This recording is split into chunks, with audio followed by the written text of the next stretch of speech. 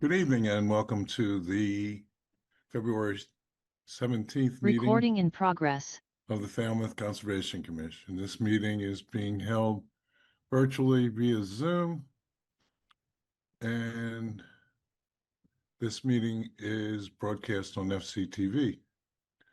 Please be cognizant of what you say, how you say it, what can be seen and heard in your background.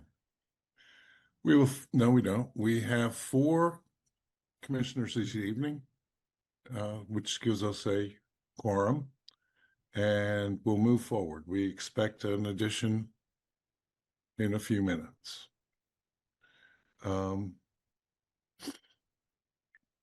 We're missing 3 commissioners at the moment. We also have Jennifer Lincoln and Alyssa Bergeron and probably Fallon somewhere as well. I'd like to remind the commissioners, I'll call on each of you to comment on each of the items. And public attendees, at any time during the meeting, you may enter your comments or questions in the chat function. At the appropriate time, they will be read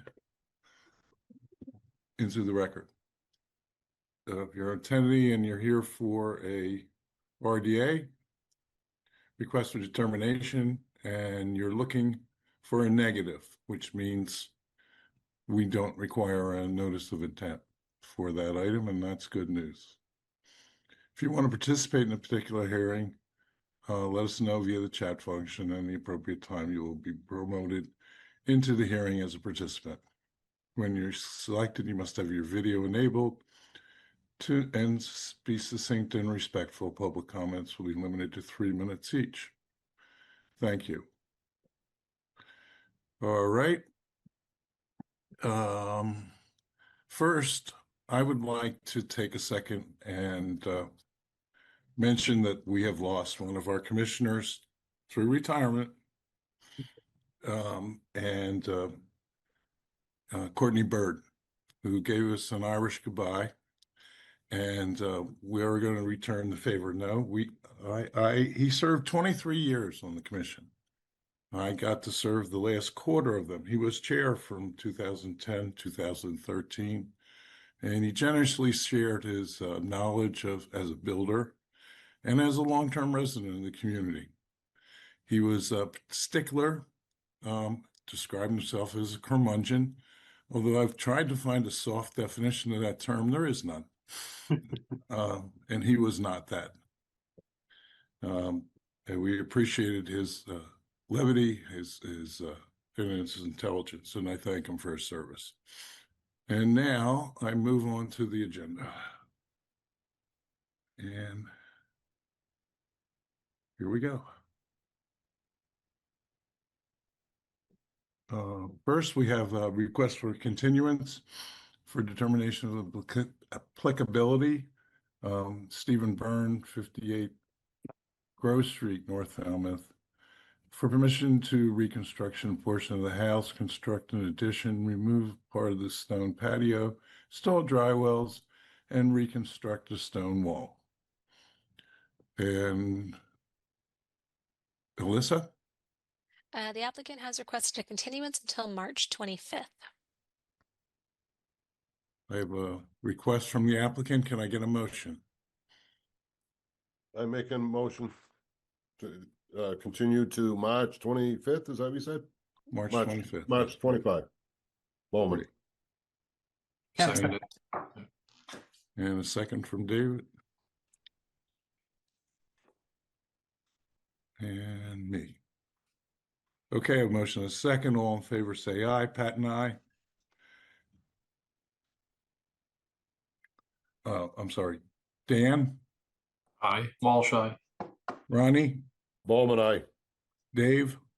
Kent, aye. I was giving you a chance to do a Ronnie vote. Everybody votes. I'm sorry. Excuse me. Okay, our next is a request for a continuous certificate of compliance. Timothy Laidlam, trustee, R&G Realty Trust, 1209 East Falmouth Highway, East Falmouth, Mass. Request for a partial certificate of compliance for Mass DEP number 25-4524. Alyssa? Jennifer? I can take this one. So the applicant has requested a continuance until March 25th. I make a motion to continue to 3/25. Yes. Bowman. Kent second. Thank you. I have a motion and a second to continue this item until 3:25. All in favor, say aye. Pat and I. Dan? Walsh, aye. Ronnie? Bowman, aye. Dave? Kent, aye.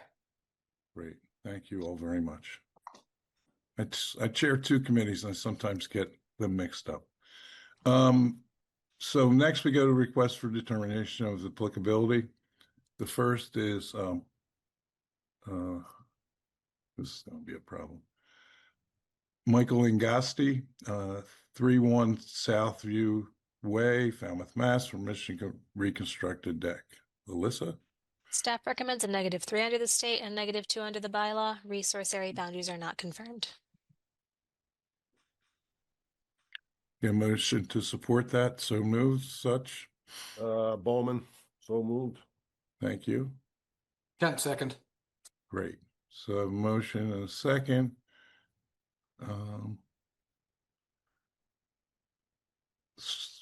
So all in favor say aye. Pat and I. Walsh, aye. Bowman, aye. Kent, aye. Thank you. Sorry. Request for department determination of applicability. Third, Michael Lasesi, 30 Berkeley Drive, Falmouth, Mass. For permission to reconstruct a deck and construct a roof over an entryway. Alyssa? Yes, the applicant has requested a continuance until March 4th. Bowman like to continue to 3/4. Is that what you said? No, Yes. March 4th? 3/4. Continue. Kent second. Okay, so motion is second to continue this until March 4th. All in favor say aye. Dan? Walsh, aye. Ronnie? Bowman, aye. Dave? Kent, aye. Steve? Okay, I'll stop saying. Okay. So next is another determination of applicability for Christopher Pennock, trustee, Seahorse Realty Trust, 40 Deacons Avenue, Falmouth, Mass. Permission to construct a rinse station, install a pervious patio, install sewer connections and reconstruct a shed. Alyssa? Staff recommends a -3 under the state and a -2 under the bylaw. Resource area boundaries are not confirmed. Bowman, so moved. Second, Kent. Okay, so we have a motion and a second. All in favor say no. Dan? Walsh, aye. Ronnie? Bowman, aye. Dave? Kent, aye. And Pat and I. Chair, I need to recuse myself. On that last one? No, this one upcoming. Okay. We'll have to table it until we have one more commissioner, so we have a quorum. Okay. So we'll move past that one. Then we go Well, to. I actually, think you have Mr. to Chairman? read it into the record. You Okay. do need to read it into the record and table it and take the vote to table. Thank you. Ronnie, you can vote to table. George Bianchini, trustee, 1 Bywater Court Realty Trust, 1 Bywater Court, Falmouth, Mass. For permission to reconstruct a rinse station and patio and install mitigation paintings. We're going to continue this I'd like a Table it. Table. motion to table. to table it. Thank you. Correct. Kent second. So we have a motion and a second to table. All in nope. Pat, Dan, Walsh, aye. Ronnie, Bowman, aye. Dave, Kent, aye. and Pat and I. Thanks. And next we have John Bandini, 125 Shorewood Drive, Falmouth, Mass, for permission to reconstruct a deck. Staff recommends a -3 under the state and a -2 under the bylaw. Resource area boundaries are not confirmed. Bowman, Thank so you. moved. Kent second. So motion and a second. Oh, Dan, Walsh, aye. Ronnie, Bowman, aye. Dave, Kent, aye. and Pat and I. And we move to Dominic Lang, 10 Shanks Pond Road, Falmouth, Mass, for permission to upgrade the existing sewage disposal system. Melissa, Staff recommends a -3 under the state and a -2 under the bylaw. Resource area boundaries are not confirmed. Bowman, so moved. Kent second. great. So we have motion and a concession. I don't have any comments on any of these. No. Okay, thank you. So Dan, Walsh, aye. Ronnie, Bowman, aye. Dave, Kent, aye. and Pat and I. A continued request for a DOA, excuse me. Stephen Byrne, I think we 55 missed the one Grove right Street before. North. What? Excuse me?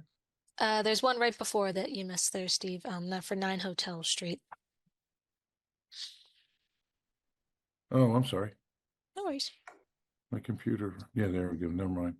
Richard S. and Paul D. Taylor, 9 Hotel Street, Falmouth, Mass, for permission to construct an addition, remove a patio, and install a dry well. Melissa, Staff recommends a -2 under the state and bylaw. Resource area boundaries are not confirmed, and this project solely takes place in an AE flood zone. Bowman, so moved. Kent second. great. We have a motion and a second. And now we'll take a roll call. Dan, Walsh, aye. Ronnie, Bowman, aye. Dave, Kent, aye. and Pat and I. Okay, now we have the continued request for Stephen Byrne at 55 Grove Street, North Falmouth, for permission to reconstruct a portion of the house, construct an addition, remove part of the stone patio, install dry wells, and reconstruct a stone wall. Melissa? Yep, and this Yep. was continued at the start of the hearing to March 25th. Thank you. So we're all set there. So we had to read it in. No, I just wasted your time. Request for hearing under notice of intent. This is Mike Jackson from the Chappaquiddick Yacht Club, 501c3, West Falmouth Harbor, West Falmouth, Mass, for permission to install 3 seasonal floats in West Falmouth Harbor. Jen? Yes, Mr. Chairman, before I promote Mr. Jackson up, I do want to say that the commission reviews each project under 2 authorities, the Wetlands Protection Act and the Falmouth Wetlands Bylaw, although you issue one decision, but it's under both authorities. Just to clarify that for the record, Mr. Chairman. Thank you for that. Not a problem. Mr. Jackson. I'm promoting Mr. Michael Jackson up on behalf of, he's representing the Chappaquiddick Yacht Club.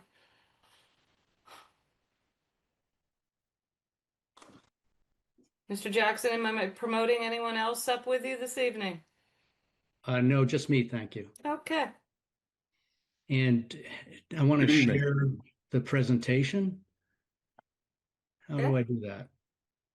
Okay, you should go down to the bottom Yep. of your screen. You should see audio, video, participants, chat, raise hand. You have a share function. Okay, let me just make this bigger, sorry. Click on that share function. If you have a problem, Mr. Jackson, I can share the presentation for you. I already have it up on my screen. No, I appreciate that. Thank you very much, Jen, and I just figured it out. Okay, perfect. So that should do it. Let's see. Good, can everyone see the presentation? We Yes. can say it, Mr. Jackson. Thank you. Okay, well, I'd like to thank the Harbor Master and Shellfish Constable and the Concom staff for helping us through the mooring permitting process. We appreciate your time and your expertise. CYC is implementing a strategic plan that was put in motion when we lost our home on Chappaquiddick Island last year. And the focus of this hearing is preserving the youth sailing program by moving offshore to sailing floats. CYC has been teaching youth sailors on West Falmouth Harbor since we were founded in 1903. I think we're one of the oldest yacht clubs on Cape Cod. We own Beetle Cats, Opties, 420s, and coach boats, and we provide the only community sailing option to local kids in what is arguably the town of Falmouth's best teaching harbor. Our kids deserve local access to safe and healthy boating fun. So let me just jump into the presentation, and I'm going to try to provide you some background, the status, and then some of the details around site selection and design for these sailing floats. So as background, we kicked off our strategic plan by converting CYC into a true community sailing nonprofit, 501c3 organization last year. Memberships opened and kids will be able to enroll for lessons on a first come, first served basis. Last season, the youth program was on hold because we didn't have an option to access the harbor. We've been working to resume youth instruction this summer. Our goals are to provide access to the harbor and instruction in sailing and racing in a safe and healthy environment. Our proposal is for weekday only lessons centered on sailing floats that are located away from other boating activities. So what's the status? As mentioned, we are working closely with the harbor master and Shellfish Constable on location and mooring design. The 10A permit's been issued, and it specifies flexibility on the exact locations and the mooring design for the town, and that these will be determined in a spring site visit. So CYC plans to use eco moorings. All of our moorings, existing moorings, and these 3 proposed moorings would have eco moorings to prevent scouring. And we proposed a bridle approach to a single mooring for each float for sailor safety and the best practices around storm preparedness. Permit locations have greater than 3 feet of depth at low water and no eelgrass in the immediate area. And our initial design is based on similar QIC, Quissit Yacht Club, and Falmouth sailing floats. Final design is pending your input from this hearing, and construction is planned by Upper Cape Technical Vocational School students, scheduled for this spring so we can be active this summer.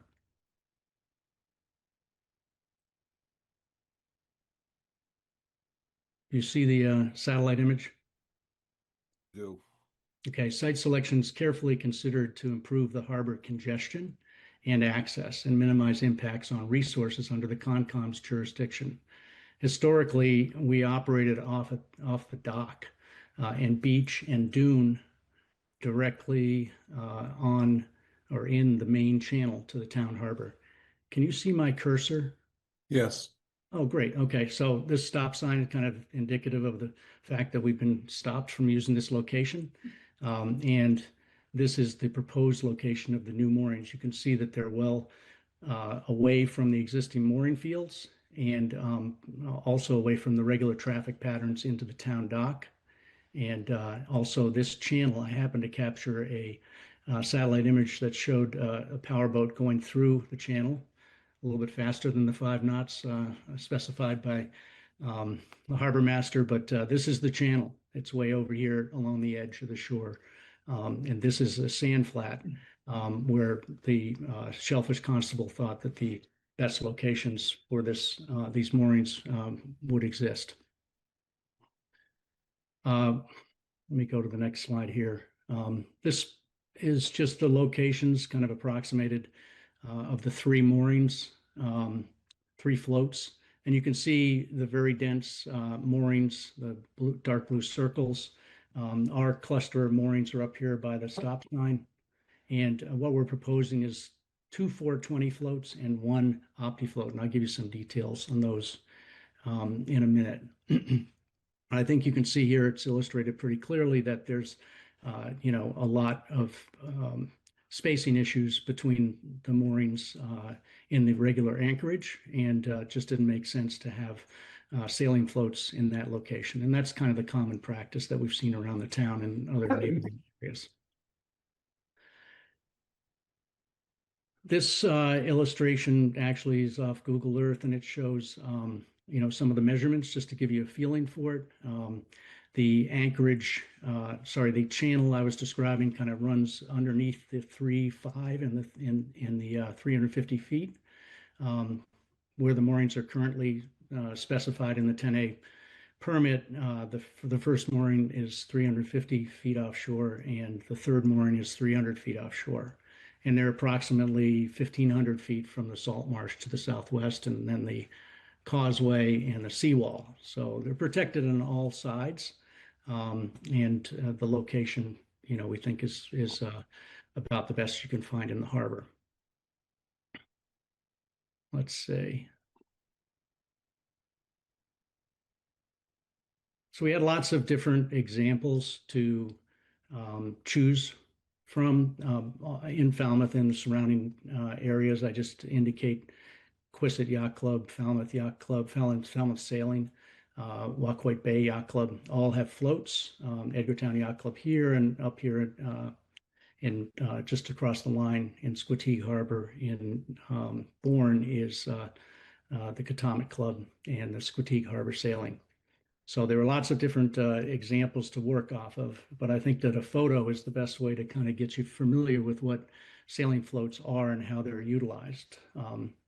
The two on the left side, two photos on the left are much larger floats than what we're proposing, but they're indicative of how, kind of the state of the art of sailing floats these days. And these are two relatively new floats. In the case of the top float, there are Optis and 420s on that float. And the lower float is just 420s. And you can see that the kids use these to rig the boats. They're also used for instruction. Closer to the, oops, sorry about that. Closer to the size of our floats that we're proposing are these floats from Cuddy Hunk Yacht Club, actually, another CYC. And you can see that these floats hold 3 420s, which are what I'm going to show you in just a minute, how ours are set up for the 2 420 floats. So that's almost exactly what we're proposing. The boats are rigged and stored on the floats with their equipment. And then at the end of the season, you take the equipment in and decommission the floats and would store them inland. The lower right picture is actually the Falmouth High School sailing team, which kind of just popped up when I searched sailing floats in Falmouth, and kind of a cute picture at the end of a practice. This is, I think, at the time that they were sailing off floats off of Kingman's, but they're either in Waquoit now, or maybe operating out of, I think, pretty sure they're operating out of Waquoit Bay Yacht Club. So that's what a sailing float looks like. Then up close, these are the Quissit floats located off the knob in Quissit. It's actually kind of interesting that the kids actually get picked up on the beach in some cases, or row over to the floats to get to class. The important thing in the photos here is that our floats are roughly half the size of these Quissit floats. And you can see here are two floats the same size as our floats connected into a single float for 6 420s. Similarly, the Opti floats here, roughly 2.5 times the size of the Opti floats that we're proposing, with an area for storing Optis on racks, storing some of the equipment, and then rigging and launching the Optis. So just to get you familiar with what floats look like, and floats in the neighborhood, and even under your jurisdiction, are similar to what we're proposing here.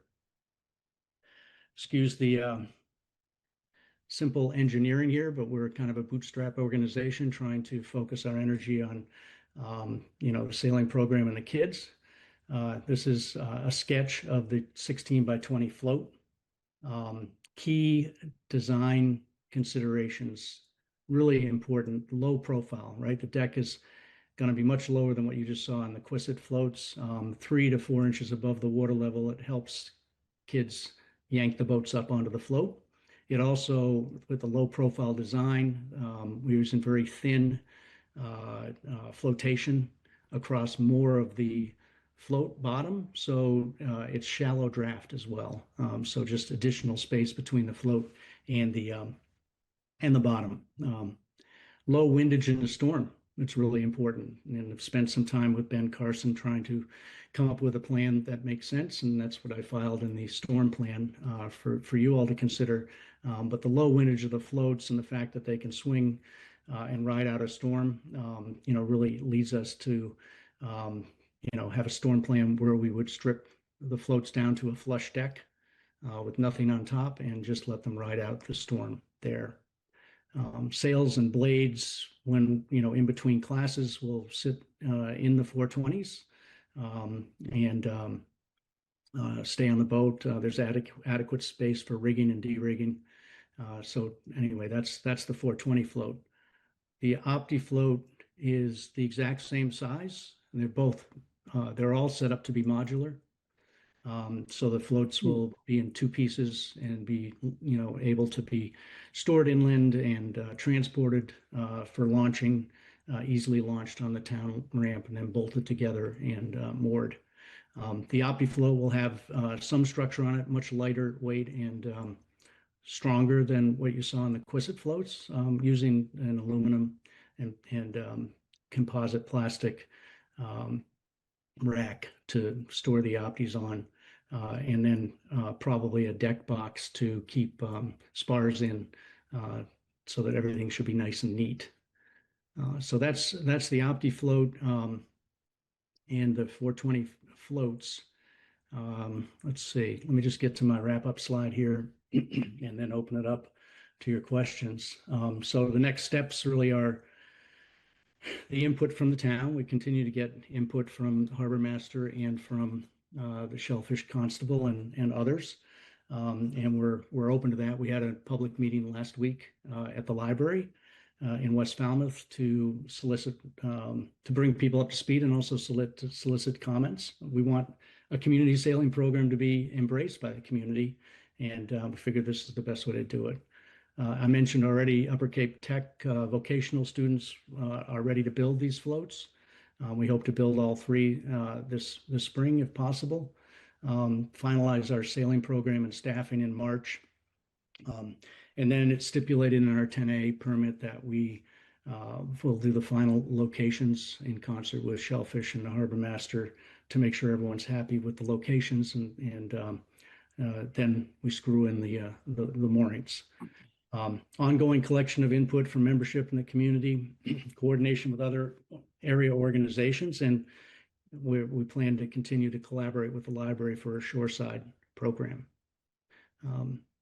for the kids and for the adults, including probably a powerboat instruction class so that people can get certified in advance of that requirement coming up this summer. So that's all I have here. I really appreciate your time and want to answer every question that I can. Thank you. If you could Mr. take your Jackson, you screen can down. stop sharing.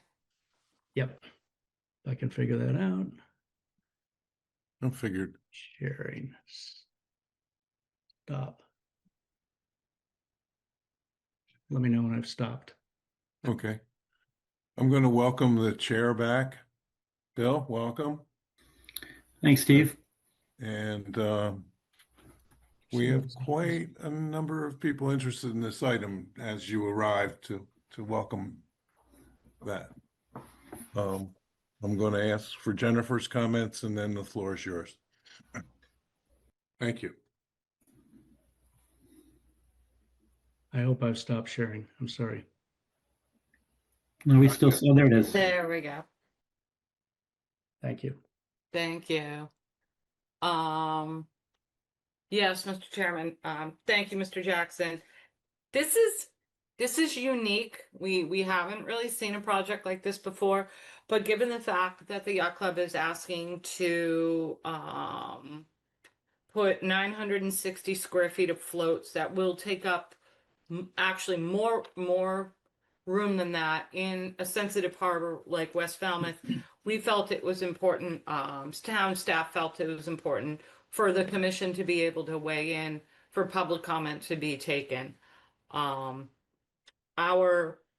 kind of purview in this case is going to be, you know, impacts to shellfish, impacts to eelgrass, you know, water depth, and these structures being in a velocity zone. One question, Mr. Jackson, you stated at the beginning of the presentation that all of these floats will be in 3 feet of water. How was that determined? At low tide, with a measuring device and a Google Map pin. So that's it. But I'll tell you that we did start with different locations that I'd worked out with Greg. And then Greg suggested that I talk to Chuck. I talked with Chuck, and Chuck immediately said, if you go further southwest from where you're proposing to do these, you'll find deeper water. And sure enough, we did. So every location is greater than 3 feet. Okay, we might need that. The commission might feel more comfortable with that kind of surveyed professionally without a measuring device, which I'm sure was your or. I know. But that's just something that we're going to map out. I think it's really important if you're going to be storing boats on these floats that we do have that separation, that 3 feet separation. I mean, we all know the tidal range in West Falmouth is larger than Vineyard Sound. So we don't want these floats at any point, even in extreme low tide, resting on the bottom. So that's one concern that the commission may have. The other concern would be the impacts to shellfish. You and I had a conversation today. Unfortunately, the shellfish constable has not been able to provide comments to us. So we do have to recommend the board receive those comments before closing the hearing and making a determination. We also have the velocity zone. The board needs to decide, you know, whether you consider, so 2 of the floats are going to have the 3 omnis, Mr. Opties. Jackson? Opties. And then the other float is going to have the structure built on it. And how many boats are going to be stored on that one again? There'll be between 6 and 8 for the Opti float. And Opti, then, okay. yeah, the 420 float will have 3. There'll be 2 420 floats with 3 boats each. Yep. Okay, the 420s are going to be the 3 on each float, and the Right. Optis are going to be, and you're going to have 4 to 6, you said? 6 to 8. 6 to 8. So you'll Right. have a somewhat of a structure built on that.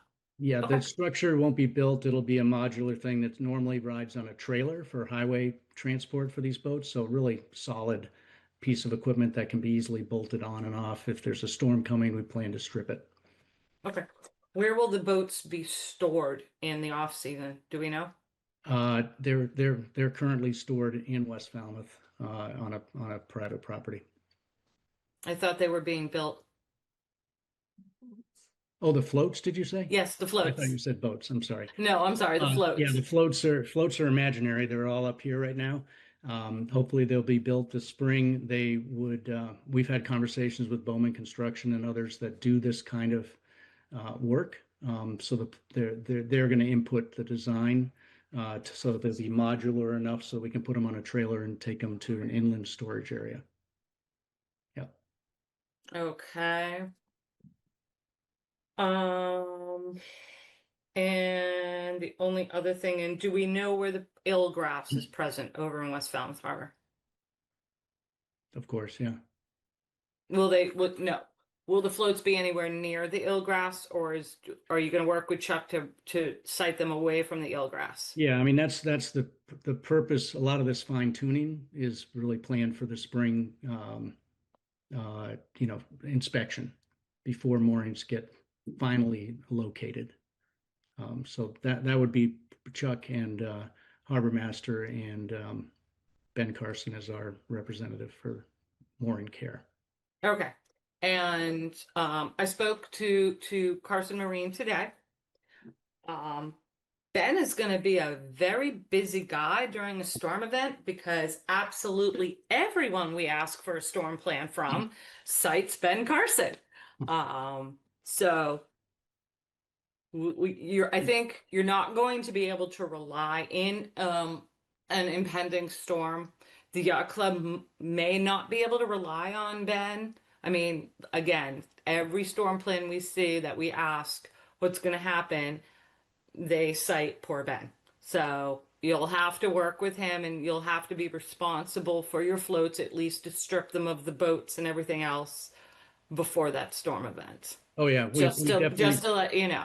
No, I understand. And I was on the phone with Ben today as well. We had a good laugh about it this afternoon. Yeah. The plan is not to pull the floats out. The plan, because these are so low profile, the plan would be to just ride the storm out. Yeah, ride the storm Okay. out. And if we have to, put an extra anchor out. But that's, I mean, And that's I do- what yacht clubs do. Yeah, and I do believe that Greg is also requiring 2 anchors for each float. Yeah, we want to talk to him about that. It's in the 10A. It says the town has the option to add another anchor. State, the best practices with these sailing floats is not to have them static. They swing with the wind, so the kids are approaching the float from downwind, and it makes it a lot easier. So I think it's a question of, having an ongoing dialogue with Greg. The other thing is that they're less stormworthy when they're anchored in two locations, much less stormworthy, and that's a factor too. Okay, because I do believe I saw something from Greg that he was going to ask for the 2 anchors, but you can discuss that. I didn't with see Greg. that. I've heard it. I didn't see that, but yeah, I look It's forward okay. to talking to him about it. And we'll It's do okay. whatever we need to do to get these floats installed. If that's the way they want to do it, then that's fine. Okay. Again, unfortunately, we do need to wait for Chuck Martinson's comments. I spoke with Chuck yesterday and today. Right. He wants to wait until Greg returns and talk it over with Greg. So we will need a continuance on this. Again, it's a different type of project that we haven't really weighed in on in the past, only because this is new and will be taking up more than, the floats measure 960, but the way they're positioned and used will be using a lot more of West Falmouth Harbor.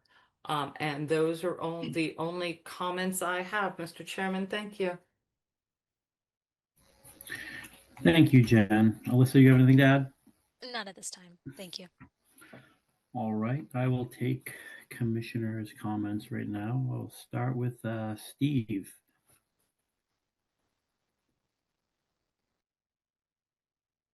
Thank you, Mr. Chairman. And I just want to say that I spent a considerable amount of time reviewing the correspondence on this item. And I appreciate everyone for taking the time to show their support or their issues and concerns. And I look forward to hearing from some of them probably this evening. I think the yacht club is a great addition. I admit to not knowing much about why they left the island, so I'll have to look into that, or maybe I'll hear more about that later tonight. But we always have our concerns about adequate water depth and the grass, the shellfish. So it's interesting at the very least. And thank you for the effort.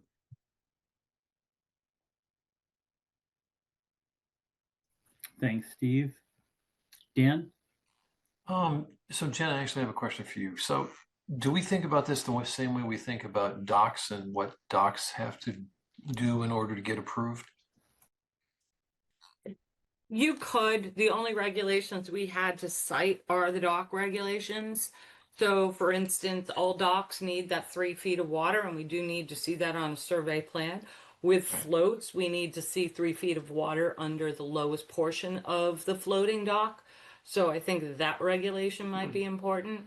I did speak with Mr. Jackson about the limitations that we place on private docks of a 100-foot a 100 square foot float at the end, whether it be a fixed tee or a float. This isn't just serving one residential property, it is serving a yacht club. So the board needs to take that into consideration.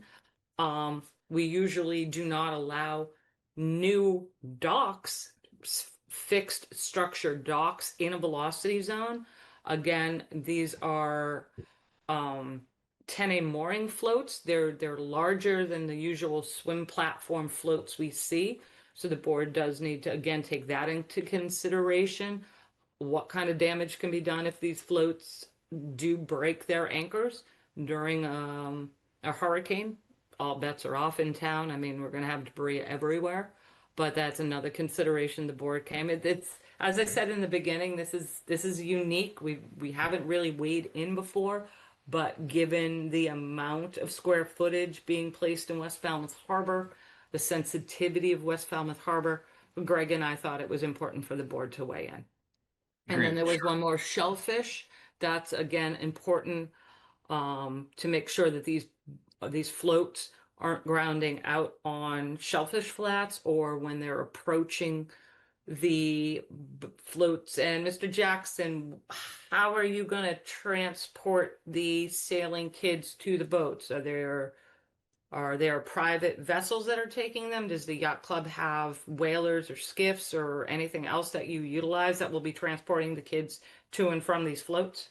Yeah, good question. I imagine some of the kids, will get out there like in a carpool from, either private docks or a town dock using one of our coach boats. It's important to note the coach boats all have prop protectors on them, Okay. which helps reduce scour. And there are best practices from floats in other town harbors like Falmouth and Quissit that we will utilize as well. Okay. So I do want to make sure that everyone understands that we're not a yacht club anymore. We are a community sailing program with open membership. We're not a private restrictive club as we have been for the last 121 years. So this is an open sailing program to all and really critical to access for our youth. Jennifer, just to go back to the sort of the process and the steps forward. So you had suggested before that there needs to be some work done, engineering work possibly to validate the depth of the water out there. And obviously also if the floats are really going to spin and not have two anchors, then you're right, you've got added area that you've got to account for. So is thought, get that done first and review that and then move forward after we get that and the other feedback, or is the process different?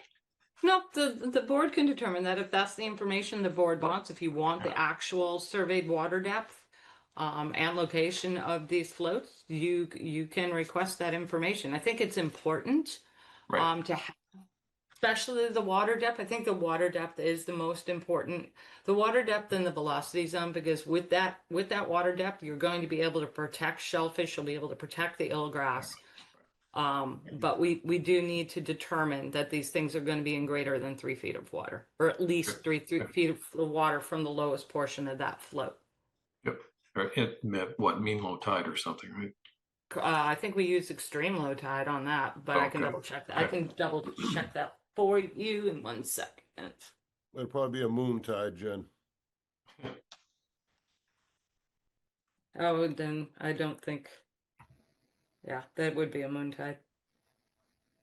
So it's information the board can request. Again, we do need a continuance to obtain Chuck Martinson's comments. Greg Frazier is on vacation this week, so Chuck won't have an opportunity to talk to Greg until at least the middle of next week at some point. Right. Look, that's my thoughts. I mean, it looks good otherwise. Thank you. Thank you. Dave. Just staying on the word for a second, Jen, are we saying tonight we definitely need this professionally done, the depth professionally evaluated, correct? If the board is worried about water depth, that's what I would recommend. I would suggest that definitely is an issue. I think the board should probably say that tonight.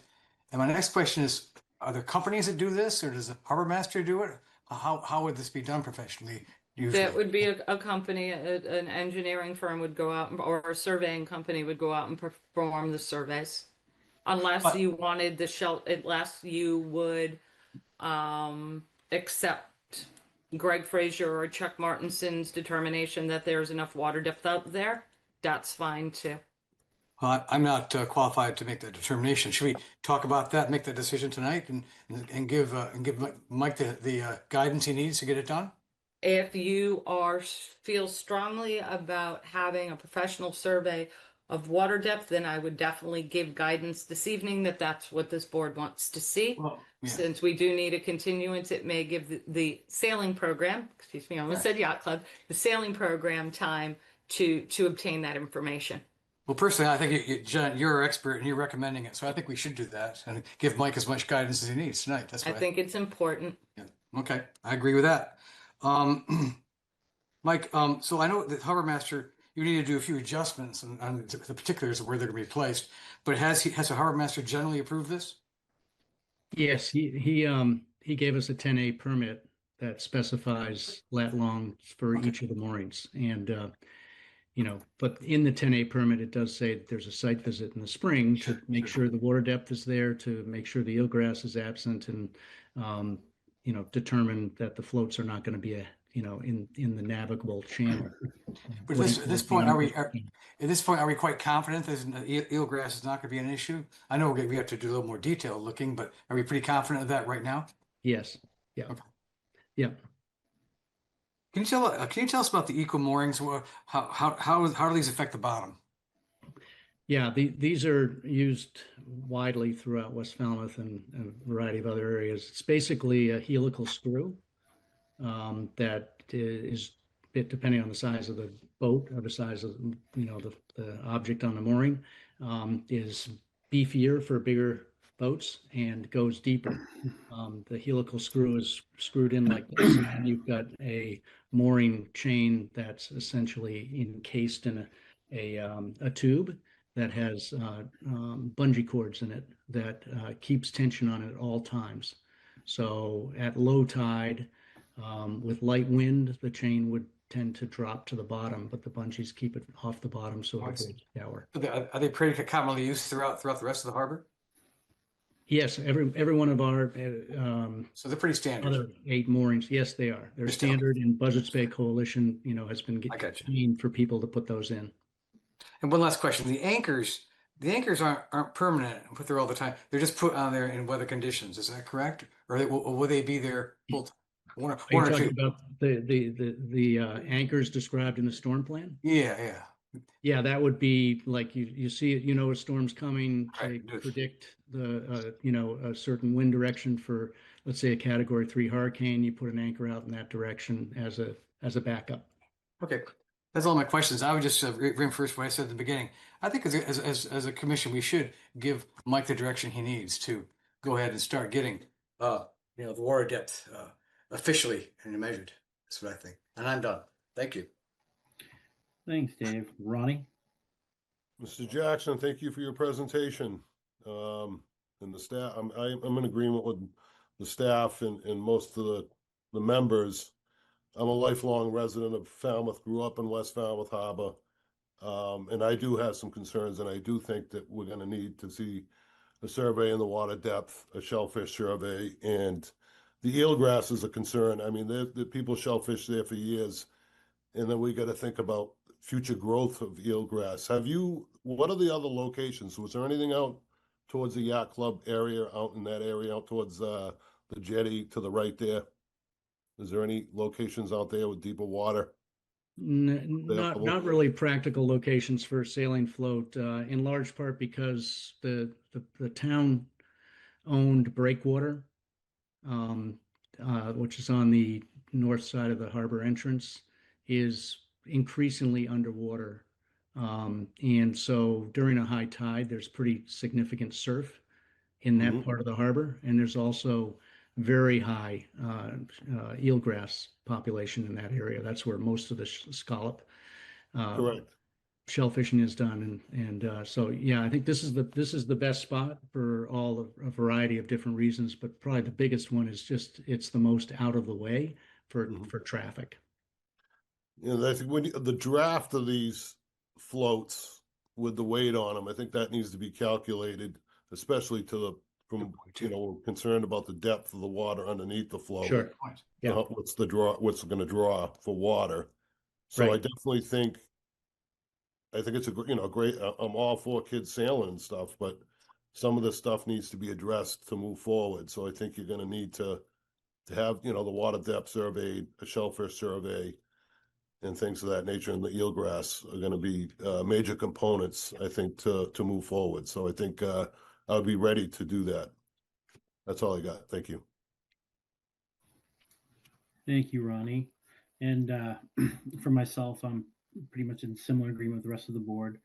We do hold, you know, private landowners and people that are even repairing docks to make sure that they have a proper survey for shellfish and depth. So having those two done would definitely be a first step in anything. Seeing that we are going to have to continue this away for some more comments. So that would be just my comments on this. Jen or Alyssa, do you have anything more to fall back on after the discussion? If not, is there anything Mr. in Chairman. the chat? Oh wait, Alyssa, you raised your hand. I just wanted to make one note for the record that Yep. the Conservation Department did receive many public correspondences, as Steve noted. They have been emailed and read by all of these staff and commissioners and a part of the record. So if anyone wanted to, read that email tonight, please know everyone here has read it. It's officially part of the record. Yep. Yeah, and I've read every single correspondence that came through the last couple of days as well. I think I think all the commissioners have as well. So if there's anything in the chat, 1 second, Mr. Chairman. I just messed up my. Okay, now I can see people again. Right now, Mr. Chairman, there is nothing in the public chat. all right. Well, seeing that, I know we're going to need to continue this. Is there a specific date that works for the Conservation Department and Mike? Or are we just literally waiting for Chuck to get back? Or what would you guys consider for a continuance? I'd like to make a motion to continue, but I think they're going to need time to get the water depth survey and the shellfish survey. So they're going to need time to do that, I would think. Well, what we could do is we could continue it to March 4th. Mr. Jackson, you can do some, you can see how fast you can get a survey done of that water depth. And what I would suggest is, even though I wouldn't do just where you have them on your presentation, because you want to shift them with Greg, I would do more of like a grid pattern around the three on your presentation, the three locations you had. Greg had shifted those slightly. I can't remember what direction he shifted those in, but it would be helpful if you and it also would be helpful for Greg and Chuck to grid out that water depth so that you can move those around if you need to shift them, if Chuck wants them shifted this way or that way. Okay. That said, what I would suggest is, I know it doesn't give you a lot of time, but at least you could come back to us with an update on where you are. So if we continued you to March 4th, then at that point you could tell us where you are in the process of getting some water depth information for us. Yeah. Does that sound reasonable? Absolutely. It sounds reasonable. I'm sorry you don't trust my oar in my Google. You and I had a discussion about the oar. The other thing that I'd ask, given the situation with our timing, which is our problem, but I wonder if we can make some of these considerations a requirement under an order of conditions, so that there will be 3 feet of depth. There will be no eelgrass in the area. And then, that's kind of the way that the Shellfish Constable and the Harbor Master had written it up in the 10A. And I'm just wondering if that's a possibility. Why don't you give us an update on March 4th? But right now I would look for a surveying company at least to do the water depth information for you. Right. I think that's going to be the most important for you to have. Yeah. Well, Is it's that nice that the harbor's finally open. non-ore water depth information, again, gridded out so Yeah. that you do that, the sailing program, excuse me, I always want to say yacht club, the sailing program, Greg and Chuck have the flexibility to shift your floats around where they see fit. Makes sense. Yeah. Makes You want to sense. give yourself a lot of flexibility over there. I think a shellfish survey would be in order as well. I'd like to quickly question that, because these are seasonal floats, so there's not going to be any overlap with shellfish. As long as you have the water depth, it's not impacting the shellfish, right? They're going to be out by the time people are shellfishing. So when are you planning on putting them in and pulling them out? Yeah, they would go in, the beginning of the sailing program is usually the middle of June to the last week of June, and they would come out towards Labor Day. And then again, that we're relying on Ben Carson to put them in and put them out. So a little flex on that, but they're seasonal to the youth sailing program. Okay. And talking to Chuck yesterday, he said there's no conflict with shellfish, people shellfishing, because there's no overlap between when those floats are in and the shellfishermen are out. Okay, the water depth will determine that. I think a lot of that. So I think that's definitely needed. Okay, that's Great. all I. Thank you. All right. Well, So what date do you want, Mr. Jackson? In March, we are meeting on the 4th, the 11th, and the 25th. Yeah, let's go presumptively on the 4th, and I'll see what I can do. Now that the harbor's open, maybe I can get somebody out there. Okay, and just so you know, there's another little wrinkle. The board needs that information a week in advance, so it would be the 25th. I mean, you would have to get that information to us next week. Right. I don't think you're going to be able to do that. And my apologies, I kind of jumped the gun on that one. But if you do want to continue to the 4th and give us a progress report, that's fine. Knowing that the board does need their information because they do like to review it. This is a very thorough board. They can't review anything at the very last minute. So we do like to give them time as a volunteer board to give them time to review the information submitted. Sure. I like to be an optimist, no pun intended on our Optimus Pram sailboats. I'd like to make a motion to continue to March 4th, and hopefully we can have a water survey, but we'll have an update by then. Patton second. All right, I have a motion, a second. Any questions? None. Not seeing anything in the chat, Jen. So I will call the roll. Steve, Pat and I. Dan, Walsh, aye. Dave, Pentai. Ronnie, Bowman, aye. and Duffy. I motion to continue to March 4th is passed. Thank you, Mike. Much appreciated. Thank you for the presentation. Thanks, Mike. Thank you all. Good night. All right.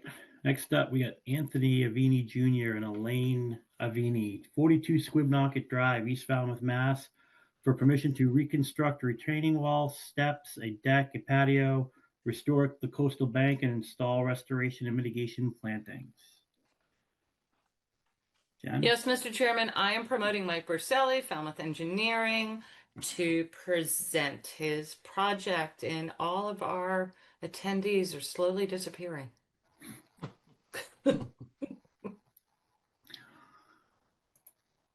Hello, Mr. Chairman, members of the commission. For the record, Mike Borselli, I represent the applicant. Anthony Avini should also be in the audience. He may want to be impaneled. I don't see Mr. Avini, Mike, he's not here. Okay, well, for the moment, then I'll just proceed on my own. Okay, if I see Mr. Avini, do you want me to just automatically promote him to Yeah. a panelist? Okay. Yeah. As you all know, I'm going to share my screen in a minute, but as you all know, an enforcement order was issued against Mr.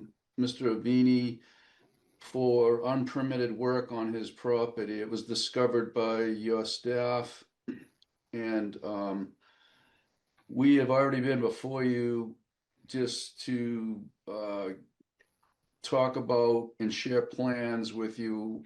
And the enforcement order that was issued instructed us to file a notice of intent proposing to remedy the situation.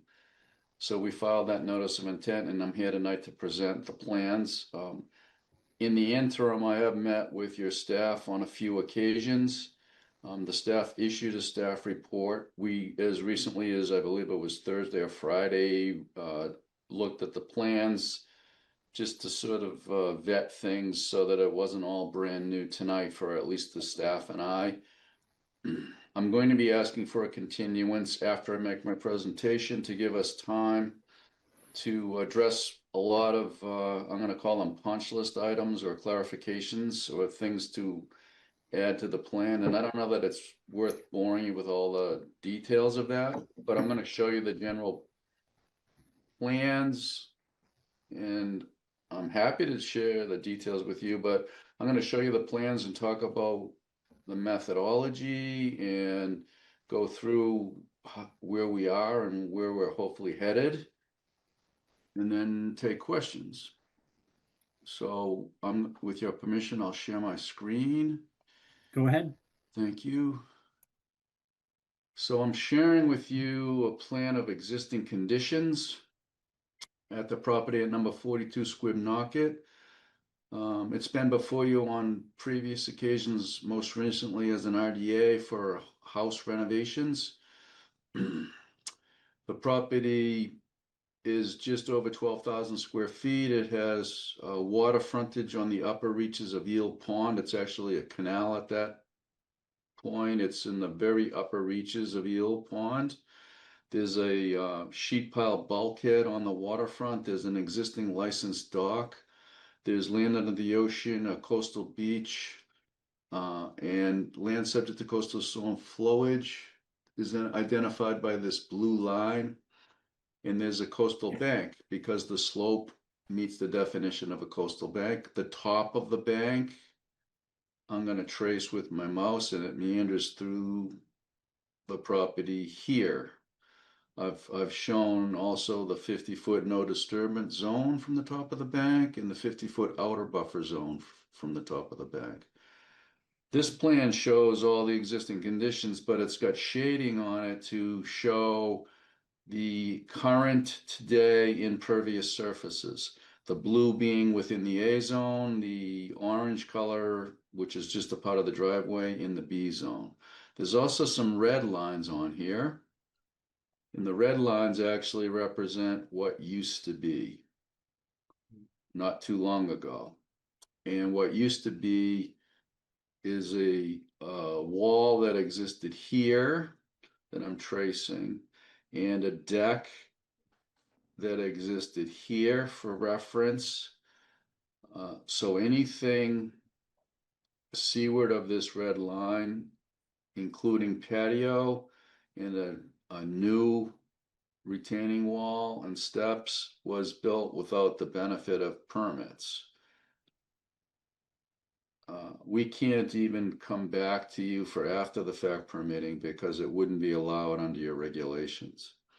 So I just show this to you to illustrate the current situation and hopefully have a plan to remedy things, which includes removal. And with that, I'm going to show you the next plan. So the next plan is entitled a demolition plan, and it highlights in a tan color things that have to be removed to bring it back into conformance with what you could approve. So there's notations with numbers on here, and then there's a key.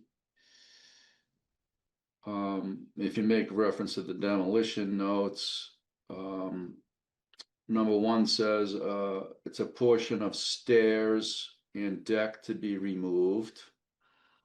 Number two is a portion of an unpermitted patio.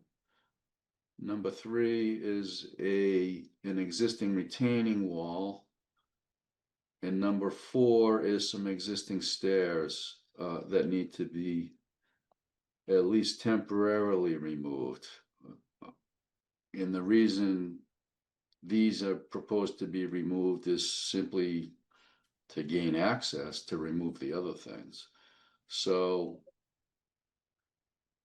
this that I'm tracing now is a retaining wall that goes seaward of what would be allowed, and it supports a patio.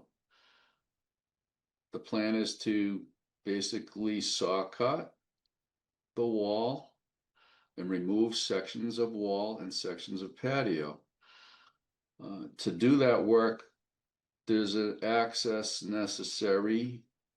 The equipment that is proposed to do the work includes a mini excavator that will make access through here. After these stairs are removed, this would be just a slope down. And all this concrete and patio will be saw cut into manageable sections. And then removed. The mini excavator will break up and saw cut. There's another access over here. And there's a piece of equipment called a dingo, or it's like a walk behind mini bobcat. It's the best way I can explain it. And the mini excavator would work this way and gain access, break up and load the dingo bucket. The dingo would then carry the material back out, loaded it on trucks, and take it away. So everything would be removed that could not be permitted. And then once the demolition occurs, new construction can occur in places where you could approve it. And that's what this plan represents. So this plan represents, with shading for reference, what we're going to propose to do, which is to rebuild the wall in the place where it used to be, and then rebuild these stairs, and hopefully allow some of the things that were built that I've highlighted in blue, like landscaping walls and granite steps, to transition around the house that are in existence today that weren't permitted but could be permitted to remain. The white areas are proposed to be bark mulch. And the reason they're bark mulch and not patio is because when you do an inventory of the impervious surfaces on the ground today, it's obvious that we're way over. But we have to have a baseline starting point, which is, oops, sorry. The baseline starting point is what used to be. The baseline starting point of the shaded area is what used to be, that we can inventory and take as the starting point to compare with what will be after the demolition occurs and after the reconstruction occurs. So in this scenario, the area that used to be in blue is just over 3,000 square feet. And it includes the house driveway, the previously existing deck, some stonework, and a wall. And then this white area was a mulch area. So that was our baseline. And we're basically comparing the proposed plan to that. And if you calculate all the area on the proposed plan after the demolition occurs, you have just over 3,300 square feet in the A zone compared to what used to be, which was 3,027. We had to kind of recreate what used to be. We happened to be the engineer of record at the time, so we had the records to be able to do that. The difference between those is just under 300 square feet, and your regulations require a ratio of 3:1. So that yields just under 900 square feet of mitigation required. Ironically, in the B zone, there's a slight decrease. So there's no mitigation required for the B zone, but there's already enough needed for the A zone that we have to find a home for. So this plan shows in green where we would propose the mitigation in the A zone to mitigate for that increase. We're trying very hard to salvage what we can in a bad situation, to try to minimize the work. I think we're close, but after meeting with your staff, I think we're not quite there. So you'll see on this plan, the deck is proposed to be scaled back. The stairs are proposed to be that lead from the deck down to the lower level, rebuilt. You'll see a red jog here. This is a hopeful plan to square off the deck. We may not be able to do that in its entirety based on the staff report, so that might be getting refined. We were hopeful that we could keep some patio.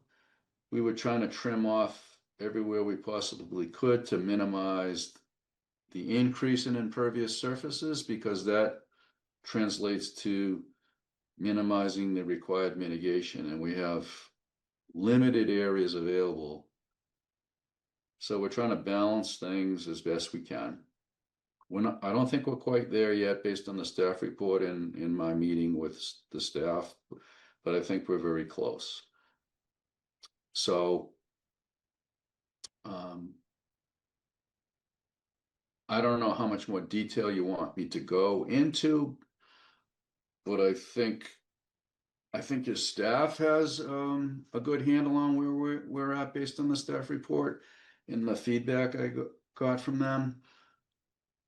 And we wanted to show you that we were responding to the enforcement order, and we met the deadline for filing the notice of intent. We showed in our initial plans of how we hope to bring this back into compliance.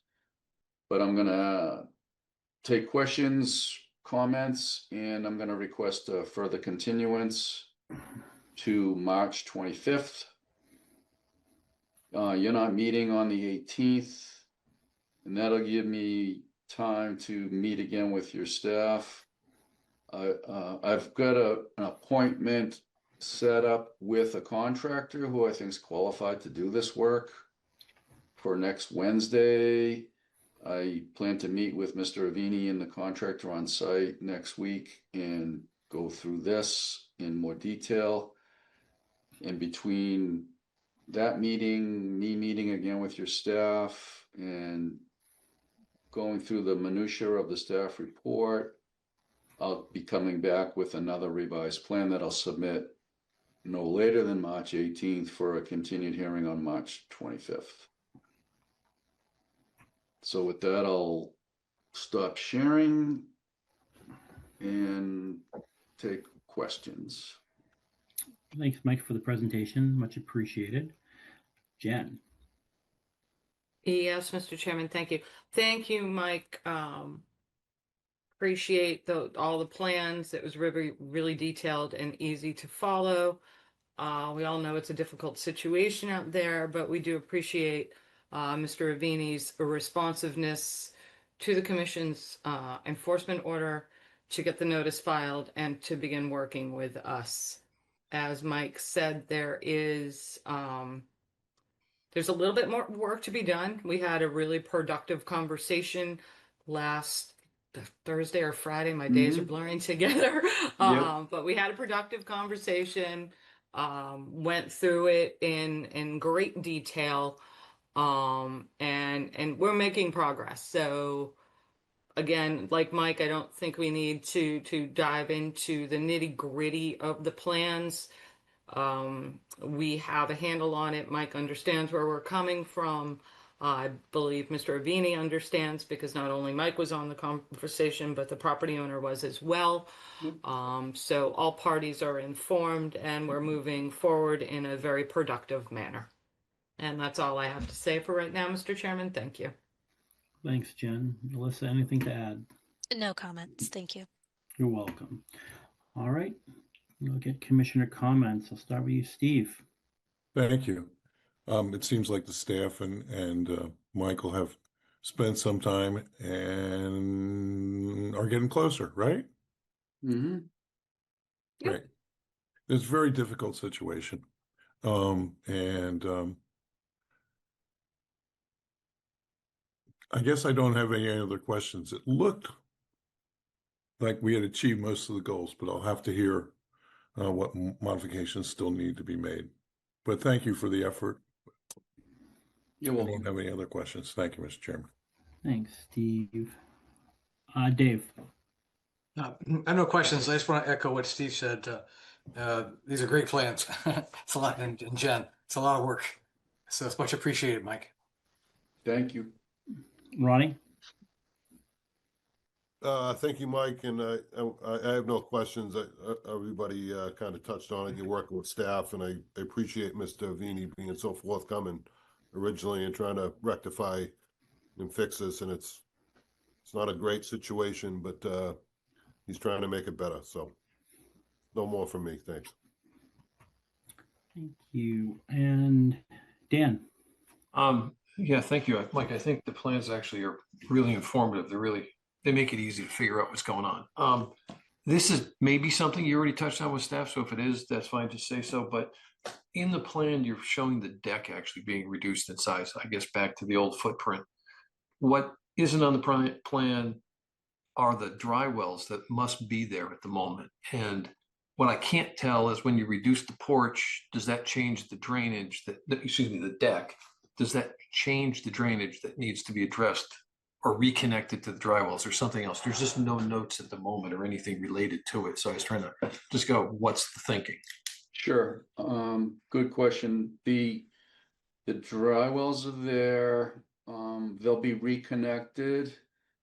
Thankfully, they were sized adequately for the previous situation. They're always oversized, and the changes we're making are so de minimis that they don't have an impact on the dry wells have adequate capacity. Oh, I'm sure they are. I'm absolutely certain they are. I just didn't, because the deck's getting smaller. So of course the capacity is getting smaller, but nonetheless, I was just trying to make certain that they were getting reconnected. That's all. Yes. Nothing else. Thank you. Thank you. And I'll just echo the other commissioners. The situation isn't the greatest, but much appreciated in the work you and Mr. Avini are doing to rectify the situation. And with that, if there's no more comments, then I will take a motion to continue to the 24th. 25th. Make a motion to continue this item until March 25th. Patton. Bowman, second. All right, a motion and a second. Any other questions? I'll call the roll. Oh, Jen. Just for the record, there's nothing in the public chat if you hadn't already stated that, Mr. Chairman. Thank you. My apologies. All right, Steve. Patton, aye. Dave. Can't tie. Ronnie. Bowman, aye. Dan. Dan? You muted, Dan. Sorry, Walsh, aye. And yeah, motion has passed to continue to March 25th. Thank Much you. appreciated, Mike. Thank you. Thank you, Mike. Thanks, Mike. And next on the agenda is Edward and Gail Connolly, 274 Edgewater Drive East, East Falmouth, Mass, for permission to raise the existing single-family dwelling and attached garage, construct a new single-family dwelling with attached garage, deck, and patio, and all associated grading, clearing, and landscaping. Jen. Yes, Mr. Chairman, Mike Bricelli is still with us this evening, Falmouth Engineering, to present this project. Thank you, Mr. Chairman. Again, Mike Borselli, Falmouth Engineering. I represent the applicant. Gail and Ed Conley. The Conleys are actually in my office. They're sort of in the witness protection program in the background. If there's specific questions, they actually thought the hearing was an in-person at town hall hearing, and they live off Cape, but they were happy to get away from suburbia and come to the Cape. So when they found out it wasn't at town hall, they still stayed on the Cape in their Cape house, but they don't have Zoom capabilities, which is probably a good thing. So they came here. So if there's any questions for them, they're here as well. With your permission, I'd like to share my screen. Go ahead. I am sharing with you the Conley property at 274 Edgewater Drive East. This is the existing conditions.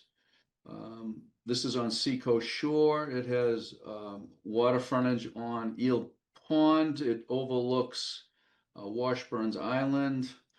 There's an existing house and detached garage. The lot area is just under 11,000 square feet. There's an existing licensed dock on the property. The wetland resources of note include land under the ocean, land containing shellfish. There's a small area of salt marsh. There's a stone riprap terrace area that's been here for a very long time that slopes up to the top of the slope. This is a coastal bank by definition. We've identified the coastal bank boundary. There's also land subject to coastal storm flowage that includes a VE14, an AE 12, and a non-hazard flood zone. We're also showing on the plan the Falmouth wetland regulation velocity zone, which is 25 feet from the V zone in parallel. This plan shades the impervious surfaces. For your reference, there's a version of the plan that's not shaded, but I think it's good for presentation to show you what we've inventoried for the current condition. The A and B zone from the top of the bank are shown. The 100-foot A zone from the salt marsh is shown, which is the most restrictive A zone, which is why everything to that boundary is shaded blue, because that's no disturbance zone A from the salt marsh, which is more restrictive than the no disturbance from the top of the bank. And then there's a small section of B zone, which is the existing driveway. The new plan, this is a raise and reconstruct, and it's been designed specifically in an effort to make the impervious surfaces not exceed the current impervious, because there really isn't any room to do any mitigation planting on the site. And the site lot size is smaller as it is at just under 11,000 square feet. And there's other issues related to zoning that we have to pay attention to. By the way, a special permit from the Board of Appeals is necessary and has been applied for. Kevin Clower represents the Conleys in that matter. I don't know the date, but I know it's been applied for. So this is the proposed plan. The existing house is shown in red line work in the background. This is a classic redevelopment project in accordance with your regulations at FWR 10.18. The site changes have been designed to first not move closer to the wetland resources than the existing primary structure. It doesn't. And there's actually a slight decrease in the impervious surfaces. And that's outlined on this table. There's actually a 57 square foot decrease in the A zone. Ironically, there's a minor increase in the B zone, but the decrease in the A zone is much greater and offsets that. So no mitigation planting is required. We show dry wells to contain roof runoff. We show the limit of work on the property.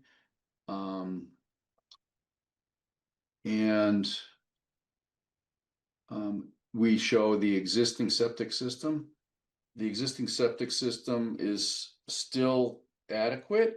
It ironically is already an IA denitrifying septic system. The Conleys were proactive way back when. It's been in the ground for 20 years, and it's been functioning and tested and up to snuff with the Board of Health. And it's in a place where it meets Title V requirements, and there's no need to do anything with the septic system except continue to maintain it. It will, of course, be protected during construction, heavy equipment. There'll probably be steel plates placed over it just to protect the structural integrity of the septic system, but there's no need to upgrade it. We show an AC pad, we show a generator, and I think I already mentioned the dry wells. So we've done everything we can to put this house in a place that meets all of your requirements under the redevelopment section of your regulations. And I'm happy to take questions. I might add, the staff report was pretty good. I think if I was a student, maybe I'd get an A on this one. I don't know, but I didn't see anything really negative in the staff report to speak of. Well, there were two things. I think there was a float on the dock. I instructed Mr. Conley the float couldn't be on the dock because it wasn't permitted. And I knew that the aerial photos would show that float. So that is understood. The staff report also makes mention of an existing cedar tree that had been pruned. The Conleys no longer used the landscape contractors who did that pruning. They're aware of it. I know that they can't prune that cedar tree, and they have no intention to do anything more with the cedar tree. There was a reference to a permit from, I think, 2001, which I think was a previous owner, where there was a requirement to plant Rosa rugosa plants on the coastal bank to the total of 15, I believe. That was from 2001.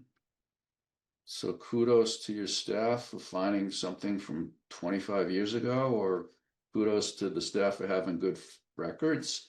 But I'm told by my client, and she's provided photos, it's hard to see now, the 15 Rosa rugosas are actually there, and they're healthy. We're happy to meet on site and prove that maybe in the spring when they're back in growing and have foliage. I can also provide photos, relatively recent photos that show that they're there. So I think that sums it up now, and I'll stop sharing, and I'm happy to take questions. Thanks, Mike, for the presentation. All right. Jen? Yes, Mike, I was shuffling through my papers. Did you mention the retaining walls, not the retaining walls? You had retaining walls in your narrative and not on the plan? Yeah, there was a reference, an inadvertent reference in the narrative to a retaining wall that is not there. There's no Okay, proposal never- for retaining walls. No proposal for retaining walls, check, along with the float.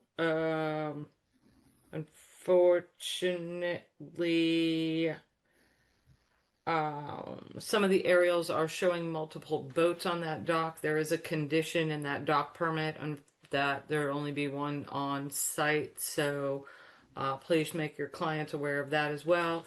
Rows of rugosas we can handle in the spring when there isn't 2 feet of snow on the ground, so we can look at that. Mhm. And that's all I have, Mr. Chairman. Thank you. You're welcome. Anything to add, Alyssa? Yeah, just one extra comment on the rugosa.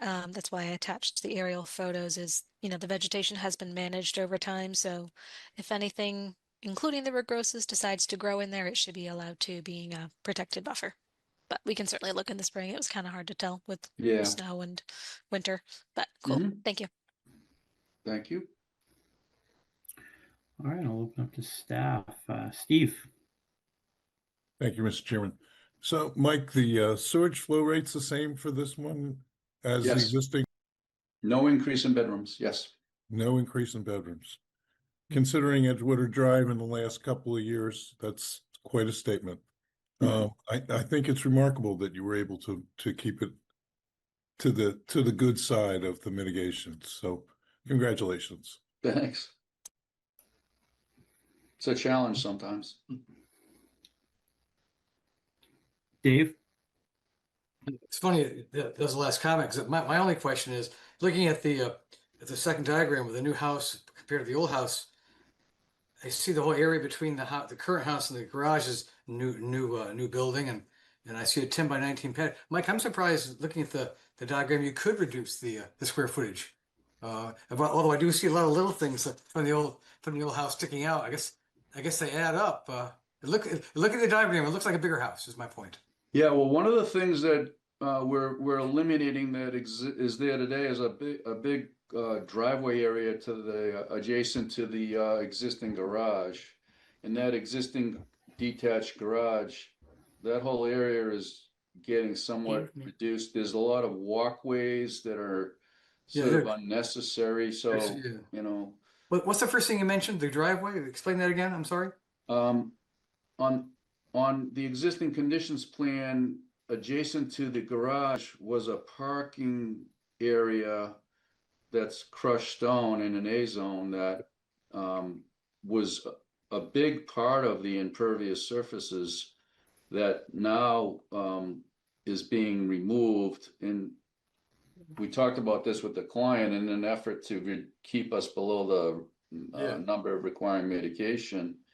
And said you're going to have to deal with occasional cars being parked on the grass there, one or two. So they now have a good attached garage for their vehicle, and their kids will park out on the driveway. So that was one way we were able to reduce the overall impervious. That must be it, because the house itself looks bigger. But okay. Yeah. That's fine. Thank you. Jen, did you have a comment? No. Okay. Ronnie? Staff's good. I'm good. Thank you. Dan? Yeah, I'm good. Let's see. I'm good. So I'm good. I just have a question for Mike on the drawings. At the top of the drawing, there's in the back right-hand corner. What would that be? Northeast corner. There's this line that says paved back there. So when I was out there, I couldn't see because it was covered with snow. I'm just curious, what is that's back there? Paved? Or is that arrows to something? Because it says paved, and I'll show you if you don't mind. I'll share my screen again. Sure. I think you're referring to this area here. Yep, you got it. There's a little bit of bluestone, like a little walkway that that really serves no purpose. It looks like it runs off the property, so it's kind of, that's why I Yeah. was trying to go, what's the function of that thing up there? But It was there. It was just a remnant of a landscape area before the current owners own the property, and it serves no all right. purpose.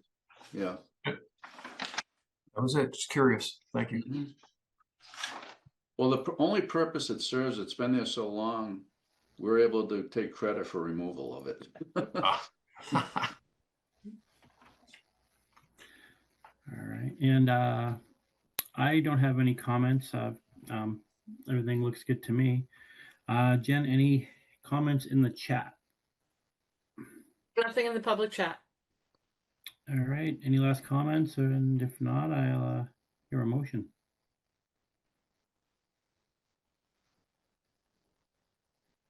Motion to close the hearing, take it under advisement, Patton. Bowman, second. Motion to close and take it under advisement, and a second has been called. Discussion. Seeing none, I'll call the roll. Dan, All shy. Dave, Conti. Ronnie, Bowman, aye. Steve, Patton, aye. and Duffy, aye. Motion to close and take it under advisement has passed. Great, Again, thank you very thank you, much. Mike. Thank you. Have a Thank good you, night. Mike. Take And for care. the record, I would have given you maybe an A-. Of course, you're a tough grader. Thank you. Have a good night. Have We're a good just one, being Mike. nice to you because your customers are right there with you. Right. No, that's not fair. I think Courtney would have even given an A on that one. I don't know about Courtney. Thank you. Have a good one, Alrighty. Mike. And next, Timothy Liam, trustee, I believe that's been motioned to continue. Excellent. So next we have continued hearings under an enforcement order. David and Marcy Barnes, 38 Squibnocket Drive, Falmouth, Mass. Unpermitted construction of a retaining wall, steps, and a patio, placement of decking, and alteration of a coastal bank. Jen.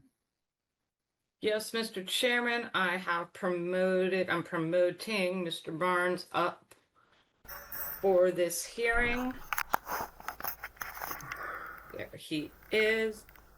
So we have received the plans. So thank you, Mr. Barnes. It was very helpful to determine our next course of action.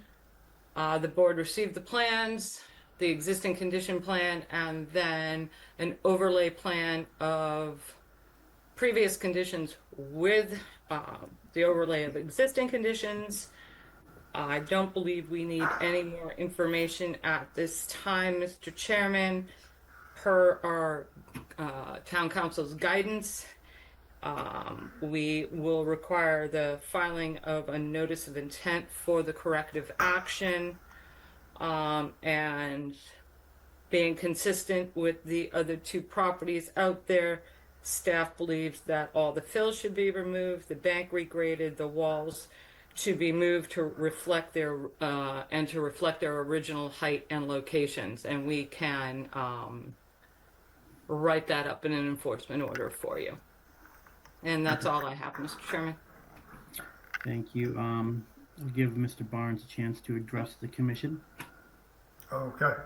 Yeah, so I got an email from Jennifer about 4 hours ago.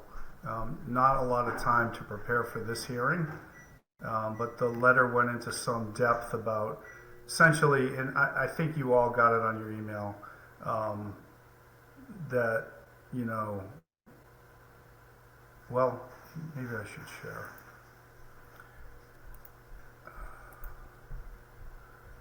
Can you folks see this? Hello? Yes? We can see your plan. Yeah, we can see it. Yep. Okay. Okay. So, this is, let's see, this is an overlay. All right. So if you could follow my cursor, right here was a retaining wall, which was railroad tied and rotten that I've showed you pictures of in the past. Over here is another retaining wall that was railroad tied and rotten. Down the middle were stairs.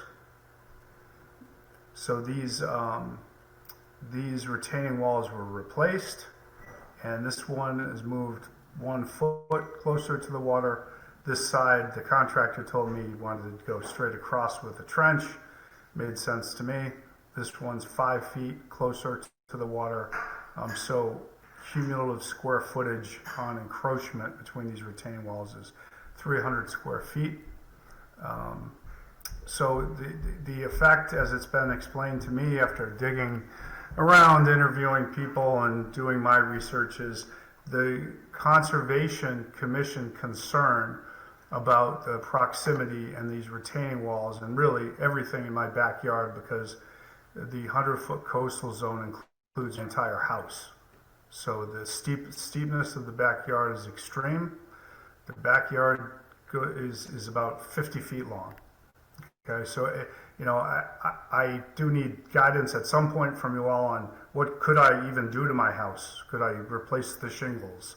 Yeah, I would like to understand these rules that you are enforcing so strictly as to the benefit and also the do's and don'ts. But anyway, it was explained to me that a watershed is the issue.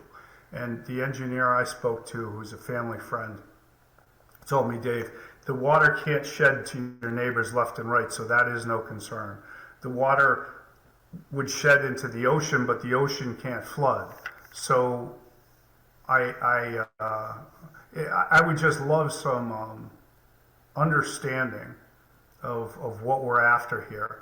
You know, is it that by the authority of commission who didn't receive a permit application, you know, so my neighbor Tony Avini is going to spend hundreds of thousands of dollars doing that, and he's works in town, and I get it, he's got to. I don't have this. So what I'd like to propose is that this 300 square feet, I can put mitigation plantings. I have a lot of space to put plantings all through here.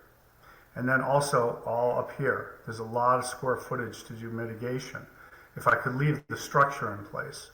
And then I'd like to show you 2 more shares, but when we're in plan view here, just looking down, there's this wall here that my cursor, hopefully you can see, is running back and forth on, that was not existing.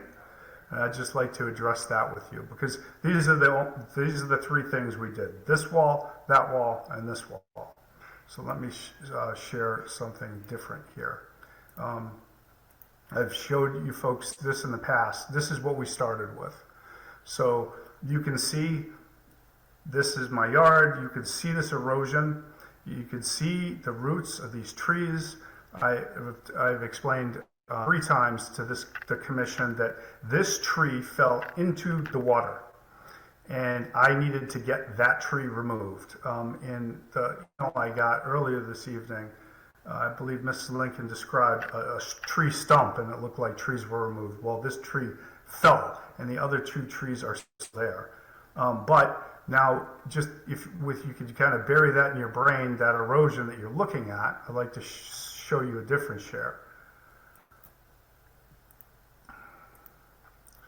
So this here is the wall now that's holding back that erosion. And you can see the 2 trees there.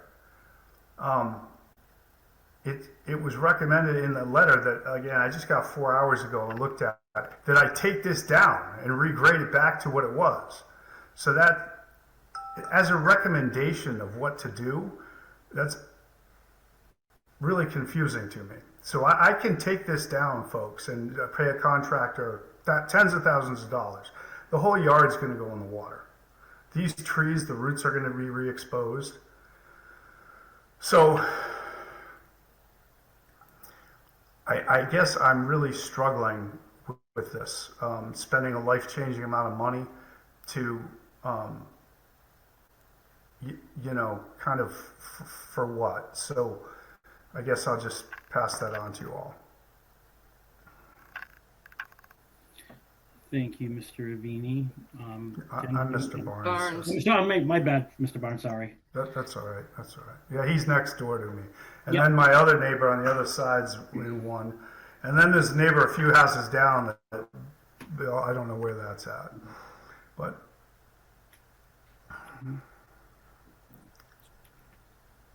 Jen, did you want to respond? I can only respond by saying the wall.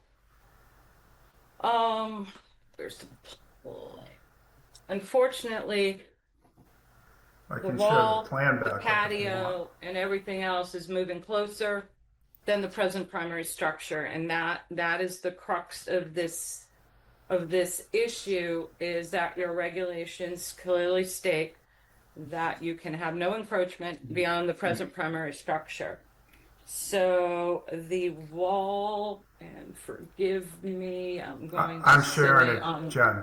I'm sharing it if you want to oh, use thank my you. share. So, yep, the wall with the patio attached to it, the one with the circle with the fire pit. Unfortunately, that patio is moving closer to the present primary structure in that zone A, Mr. Barnes. So that is an actual regulation that we have, that cannot happen. So Okay. that is why that patio and wall do need to be removed. The railroad tie wall in that area before was like just a one railroad tie, so that wall is currently taller than I am. So there was a significant amount of fill that was No, brought in. that's not true, Jennifer. That's not true at all. So the wall, the railroad tied wall that you're referring to at one road tie was 4.5 feet tall. The new wall is 6 feet tall, but it was a 4.5 foot wall there. And Miss- also, just while we're on this, if we could just have a back and forth, because I know you're going to may want to make a lot of points. I just want to make sure that the whole Conservation Commission, just understands all of the detail. So this is tiled here, and I would remove all this tile and put down gravel, so then it's a pervious surface in addition to the plantings. But this is only 1 foot, literally 12 inches by survey, closer to the water. I'm talking about the height of the wall, sir. Okay, and the height of the wall was 4.5 feet, and now it's a 6 foot wall. The So one railroad tie was 4.5 feet tall. it was at 3 above a footing. Yes, it was 4.5 feet tall. Absolutely. That's not what our picture says there, sir.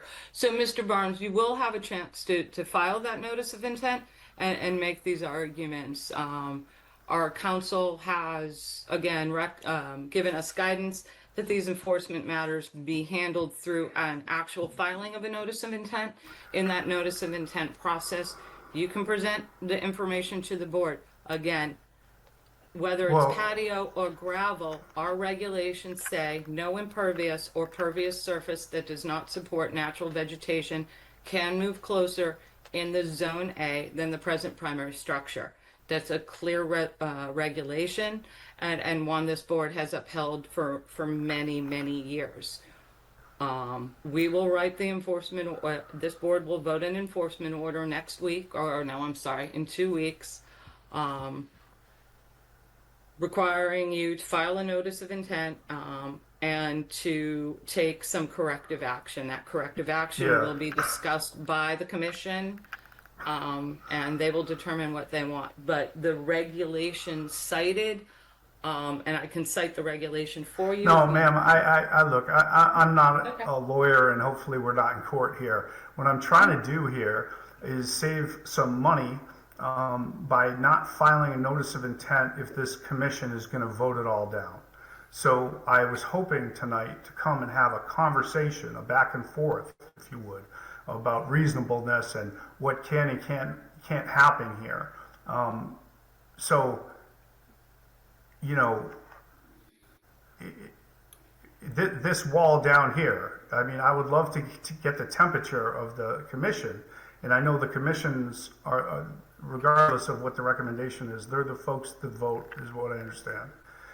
Is this wall something that you all want to have me tear down? And, you know, because if I'm going to pay a lawyer to file a notice of intent and all this stuff, I'd just like a sense. So the wall that's down there at the bottom that was, is not holding back what was the erosion. Do folks want that taken out? If you could stop sharing your screen, I can do this a little bit more formally and ask the commissioners their comments now. But just, you know, corrective actions will be taking place in the notice of intent.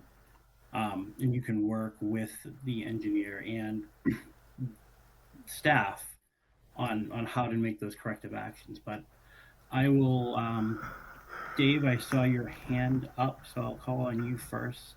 I think it might be helpful to talk about the process a bit. Jen, we're gonna generate a document. What's that document gonna be called?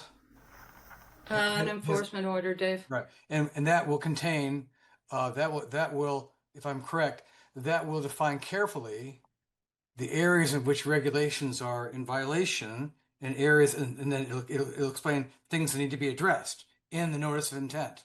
Correct? Correct. Yeah. So, Mr. Barnes, that document should be used to drive your notice of intent. It's going to tell you what you need to do to get back within compliance. So that document will be a driver for you in that NOI.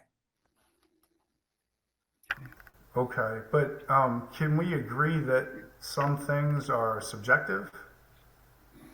We need a little more explanation of that, I think. Well, I've just been listening to so many of these, and my understanding is there's a law, and then there's a local commission that mediates things. No, You'll have what you need in that enforcement order. It'll tell you what you need to do in your NOI. You'll work from that, and then you'll come back and you'll tell us, I think this plan does that, and we'll discuss it. You know, so that's your driver. Okay. All right, then I'm not sure, what was this meeting about then? Am I correct, Jen? Did I explain that well, Jen? Yes, you did, Dave. Thank you. Then what was this hearing about? It was a continued hearing, Mr. Barnes, so we could receive the site plans that we had requested. It was important for the board to have the plans so they kind of knew what needed to be I had done. those at the last hearing in December, and then we pushed it to this. So there was no real purpose of this one? So your site plans were submitted on the day of the hearing last week. The commission requires plans at least a week in advance. That's why we needed to continue so they could look at them and actually understand them, you know. And then, is there any guidance on how to do a notice of intent? We can provide that guidance to you, sir. Okay. All right, so I'll look for some emails then, I guess. Bill, can I say one more thing? Bill, you mind? Yeah. Mr. Barnes, normally an engineer does the NOI. I mean, it's a pretty rigorous process. Are you working with an engineer? Not yet, no. But I'll get one. Bill, I'm done. All right, thank you. Any other commissioner comments? Ronnie? Mr. Barnes, this is quite unfortunate, sir. And I think it all could have been avoided before any work took place. There's a process, and you would have known your limitations and what you could and could not do. Yeah. And I really feel for you. So Yeah. this is the path that we have to take. Steve? Are we looking to issue this enforcement order tonight? Is that our mission tonight? No, Steve, what I would do is close the hearing and then we will draft up an enforcement order for you. We will provide that draft to Mr. Barnes, and then at the March 4th hearing, you can accept it, remove elements of that. We will basically detail out what needs to happen to bring the property back into compliance with your regulations.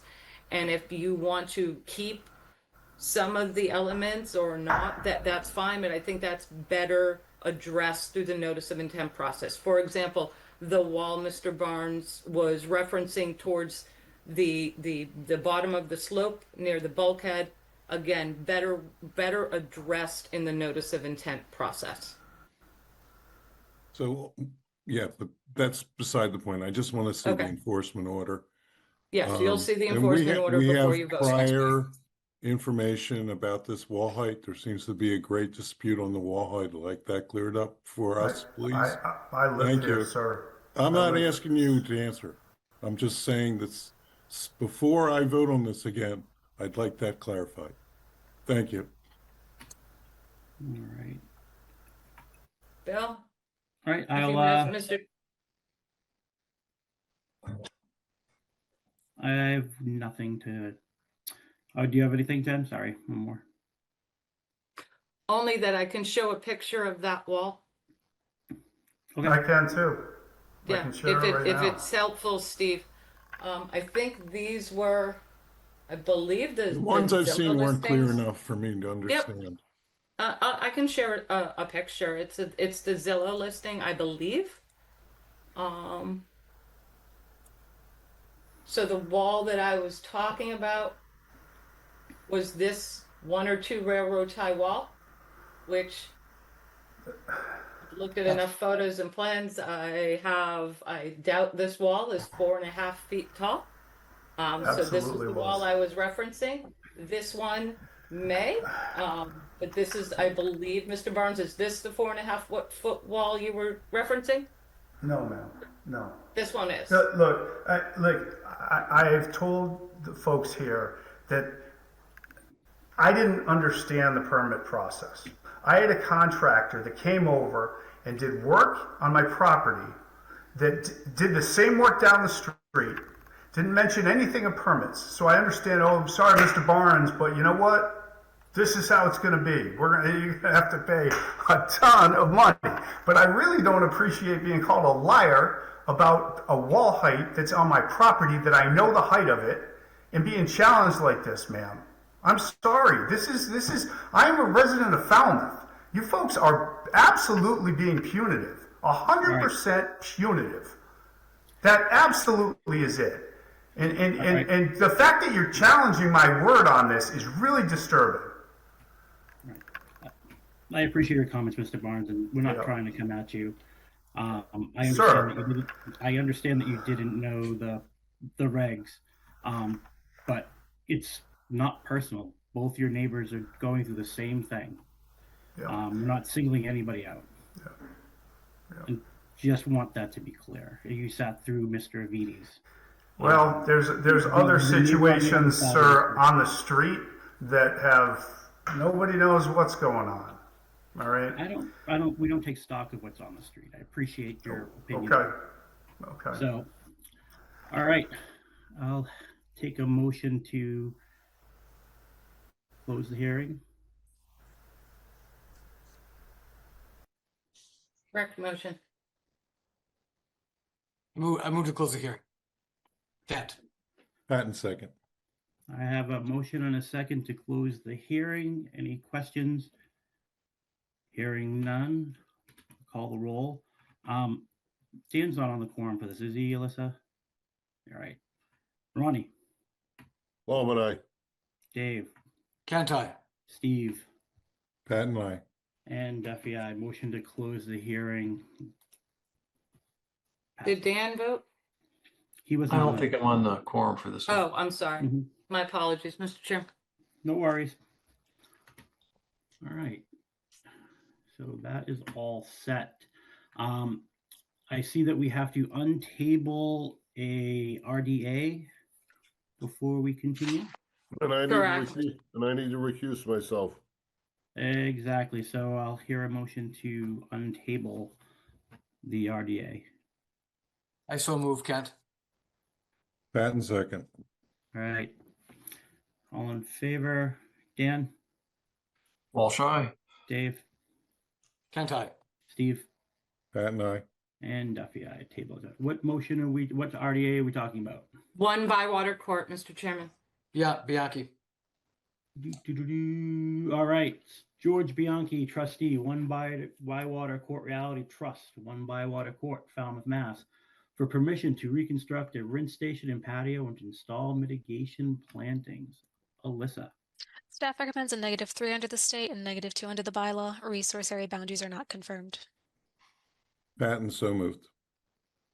Kent, second. Motion and a second. Any questions? Hearing none, I will call the roll. Dan, Walsh, aye. Dave, Kent, aye. Steve, Patton, aye. and Duffy, aye. Motion to passes. Do you want to quickly get the minutes out of the way before we go to the OCs? No? Sure. No, that'd be fine. All right. we need to vote in the minutes for February 4th. Mr. Chairman, I move acceptance of the minutes of February 4th. Patton. Kent second. All right, motion and a second. We'll call the roll. Dan? I'm not on this one. Oh, you're not. All right. Dave? Kent I. Steve? Patton, aye. Ronnie, you can vote this one. You're muted, Ron. Ronnie, Good. You And might Duffy, have I could walked three away. work this or no, it can't. We do need a quorum, so we'll try again after the orders of conditions. perfect. Maybe Ronnie will come back to us by then. He hates us. All right. Next, vote orders of conditions. First one, William and Elizabeth Scannell, 314 Quissit Ave, Falmouth, Mass. Jen. Yes, I can take this one. The other ones I'm going to let Alyssa lead because she was here last week and I was not. But this is the big, this is a fairly large invasive species Yep. removal and restoration project all around what formerly was the National Academy of Sciences, which is now a private home. Crawford Land Management will do the work. Hi, Ronnie. Hi, Ronnie. There we go again. And had a pretty good site visit out there with their project team and staff. And staff is pretty comfortable with the work that is being proposed. Did have a few questions. I think those were answered. So I think you can issue a positive order of conditions for this project. All right. Any questions? All right. I'll listen to Make the a motion to issue an order of conditions. Bowman second. Motion has been made to issue an order of condition that's discussed and seconded. Questions? Seeing none, I'll call the roll. Dan? Again, I'm not on this one. Oh, okay. Is he on any of these, Alyssa? Yeah, Okay, 306, sorry. 96, and 351. Perfect. Ronnie? Bowman, aye. Dave? Kent I. Steve? Patton, aye. And Duffy, aye. Order of conditions has been passed as discussed. William Melissa McKim, trustees, Nina's Marina Reality Trust, 306 Scranton Ave, Falmouth, Mass. Alyssa. Yes, thank you. So this quorum is all of you. This is a project to pretty much finish up the revetting of this property. There is a small area that remained as beach and unrevetted and was heavily impacted by storms this year, and they're looking to finalize that riprap structure and add a bit more. They have easy construction access around the side of the house, though some repairs might need to occur on the street side. Any vegetation that's disturbed on site, which is form of mitigation, they are going to restore that as well. Thank you. Jen? I just want to add, usually when you have revetment projects, DEP and this board have conditioned beach nourishment. It is not necessary in this situation. It is Falmouth Inner Harbor. It's like one of the two commercial harbors in town. Most of Falmouth Harbor is revetted. I did meet with the engineer prior to this being filed and kind of went through the pros and cons with him on doing this type of work, and ultimately, supported them filing this notice of intent. Usually I do not support revetting eroding coastal banks, but in this case, I will make the appropriate findings of it being Falmouth Inner Harbor, a commercial harbor, the boat traffic, the ferry traffic. It needs to be done. Mm-hmm. Okay. Questions from commissioners? Nothing? Issue an order of None. conditions as discussed. Patton? Bowman second. Order of conditions, motion has been raised and seconded. Questions? Seeing none. Dan? All shy. Ron? Bowman, aye. Dave? Kent I. Steve, Pat and I. and Duffy, aye. Motion passes to issue an order of condition as discussed. Next, Andre Carbonneau, 186 Clinton Ave, Falmouth, Mass. Alyssa. Thank you. Yes, and this quorum excludes you, Bill. So this is a property that is located in the velocity zone, though they do need to upgrade their septic due to the different requirements and criteria to install it. The best location will be partially within your 25-foot offset to the V zone. Typically, this is against your regulations. However, there is nowhere else to put on site since it needs to be mounted, and they do need a septic. So staff is supportive of this proposal. In terms of anything to condition, I believe we are all set. Okay. Any questions from commissioners? Seeing none. Issue an order of conditions as discussed, Patton. Bowman second. Motion has been made and seconded. Seeing no questions, I will call the roll. Dan, Walsh, aye. Ronnie, Bowman, aye. Dave, Can't I? and Steve. Pat and I. Motion to an order of conditions as discussed has passed. Next, we have Mary Jane England, 351 Davisville Road, Falmouth, Mass. Alyssa. Thank you. And this quorum also excludes you, Bill. So this project, let me see. So they are doing some deck reconstruction and enlargement, adding the appropriate mitigation, mitigation for kayak racks. They are establishing a corridor, but not doing any pruning at this time. Installing previously required mitigation, a lot of restoration for vegetation removed without previous permits. In terms of staff comments, we would like to see monitoring reports. Per your Vista prune regulations, we will need a site visit prior to work actually taking place. That may eventually be after this permit expires and or is closed, and so they'll just have to file an RDA for that, and we can meet the folks out there. I have note here that we needed to add a tree. Any boats and chairs currently located in the salt marsh will need to be removed, and I believe all of our other questions had been answered. Thank you. Any commissioner questions? Seeing none. Issue an order of conditions as discussed, Patton. Bowman second. All right, and motion's been made to issue an order of condition as discussed and seconded. Questions? Seeing none, I will call the roll. Dan, Walsh, aye. Ronnie, Bowman, aye. Dave, Can't I? and Steve. Pat and I. Motion passes to issue an order of conditions as discussed.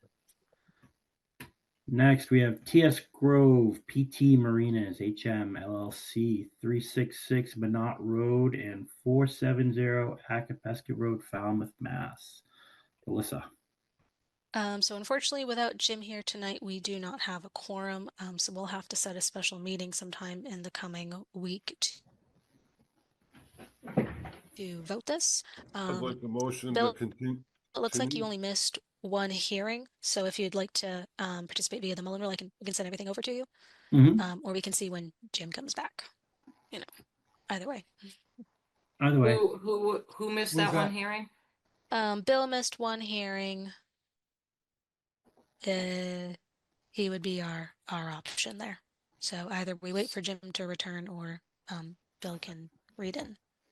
Bill, if you wouldn't mind reading in, Mr. Chairman, that would be great, and we can set a special meeting or sometime next week when it's convenient for everyone. Yeah, I can read in, and Monday is free for me all day. Monday? Okay. Do we need to make a motion to continue to Monday, or we gotta make that? No, we're going to continue to, we don't need to continue it. We're just gonna set a special meeting. We're just gonna set a special meeting to vote this on Monday. What time works for everyone? I know. Steve, you're working, Bill's working, Ronnie's working. Dave, you working now? No, but I check my calendar. I gotta find I'm not sure. Okay. I can't commit until I check my calendar is my point. Okay. Trying to find my computer right now. my laptop. Okay. 9 We'll o'clock, wait. 9 o'clock works for me. I could do that. Bill, 9 o'clock works for me. Yeah, I'm not working. Just give me a Okay. second, Jen. Just give me seconds. it's okay, Dave. Take your time. All We're right. fine. Right. Just How brainstorming. about you, Steve? 9 work for you? I have a 7:30 to 9, so I'll be able. 9:15 or, I'm free all day. I'm free all day, Tell 'em I Jen. have a meeting. okay. You got an And- excuse to go. Anytime you want, Jen, for me. Okay, so Steve, we're gonna go with you. 9:15? Okay, gives you time to go from one meeting to the next. Perfect. 9:15 Monday, we will set a special meeting to vote Acapesket and Minot Road dredging project. I'm gonna come to you, Jen. Yes, Or Ronnie, listen. you can come to me. I'm not quite sure. It looks like we're getting some weather. Hopefully we don't have a lot, so Don't tell me Will do. that. I'll text you, Ronnie. I'll let you know. If you gotta be on your computer, if you can come to me. I might be plowing, that's the thing. Depends. Okay, Hopefully, it looks like it's tracking east, so. we'll see. Okay, perfect. All right. We can always All right, reschedule it if we need to. It's not a big Mhm. deal as long as the order is issued by March 4th. So we could always do the hearing. I mean, we could always do a special meeting on March 2nd. It's not a big deal if we can't vote it on Monday. We can always pick another day to meet for 5 minutes on Zoom and vote this. But right now we'll set it for Monday at 9:15. Thank you. Sounds Okay. good. So just out of curiosity, do you have to do it on Zoom or can you just do it on a phone call? I do believe we have to do it on Zoom, Dan. I would have to check with council and the clerk's office if you could call in. It's not me. I'm just trying to figure out, because I'm not on this one. I'm just trying to figure out a way for Ron to get in if he's out doing something else. That's all. Well, thank you for that. You need me for Yeah. the forum, correct? We do need you for the Yeah. quorum, Ronnie. Yeah. I mean, I can, if I'm plowing, I'm downtown anyways, courthouse, Atria, so I'm nearby. I can run by real quick. Okay, Yeah. I do it on my phone a lot. Yeah. we can show you how to do it on your phone, Ronnie. I'm not that tech savvy. We know. Oh, There's We a way are- you can. there's a cut. We know, she The says. first, the first cut of the night right there. My battery's running low. I don't want to miss the last motion. Ronnie didn't. All right, we need to vote the that. minutes. We have to vote the minutes first, so I need a motion to vote minutes for February 4th. I thought we already did this one. No, we needed. No, I we made a didn't have motion to one. approve the minutes of February 4th. I thought we tried to. Oh yeah, that's right. Bowman second. Perfect. We have a motion and a second to vote minutes for February 4th. Dave, Can't Ronnie, Bowman, aye. Steve, Pat and I. and Duffy, aye. Motion to minutes has passed. All right. I'm seeing all that, and if nothing else, I will take the last motion. Make a motion to close, adjourn. Patton, second. All right. Can't Bill, Pat and welcome I. back. Good job tonight, buddy. Thank you. Steve, thank you for filling in. Thank you, Steve, and thank you for. I missed the Courtney tribute, but I'm glad you did it. I appreciate it. I taped it for you. Well done. Excellent. I wept. All right. See you And- see you next Monday. All right. And Duffy. Yeah. aye.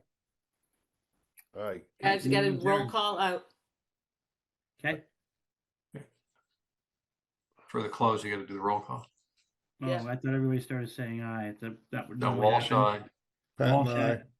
Pat and I, Bowman, aye. Duffy, aye. Good. You're out.